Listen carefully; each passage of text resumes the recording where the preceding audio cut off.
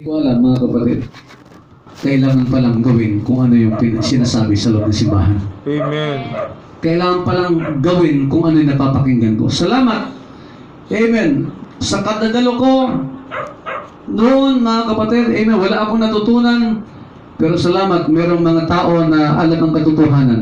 Ibinahagi sa akin ang katotohanan. Kaya ngayon, kilala ko na kung sino si Kristo sa buhay ko. Kilala mo na ba si Kristo sa buhay mo ngayong gabi?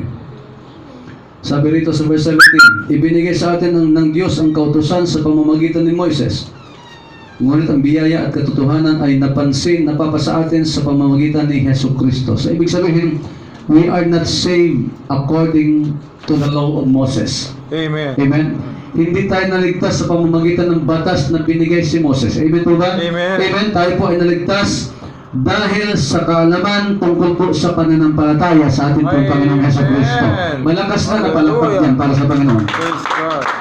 Akala natin kapag may simbahan kaligtas ka na. Ang alam natin ngayon noon.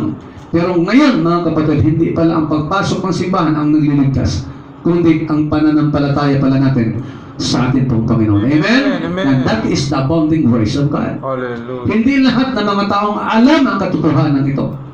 Salamat, ipinaunawa sa iyo ng ating pong Panginoon. Amen. Sabi ko, salamat, ipinaunawa sa atin ng Diyos. Amen.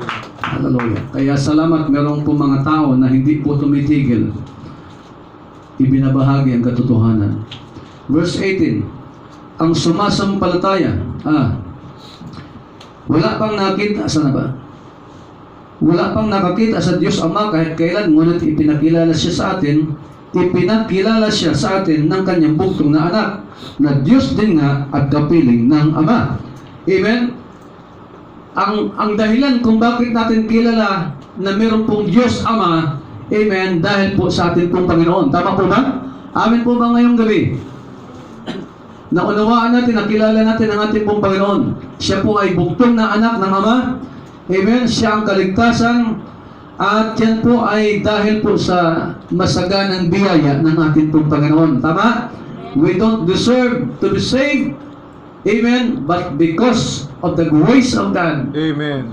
tayo po ay mga ligtas na ngayong gabi. Amen. Sabi ko, tayo ay mga ligtas na ngayong gabi. Sabi mo sa katabi mo, parang hindi ka masaya. Parang hindi ka masaya. Parang wala lang sa'yo.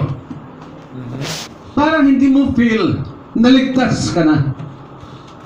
Kapatid, kapag alam mong ligtas ka, amen, yung puso mo, amen, sumisigaw sa kagalakan. Amen. Panginoon, salamat sa dami ng tao sa daigdig na ito.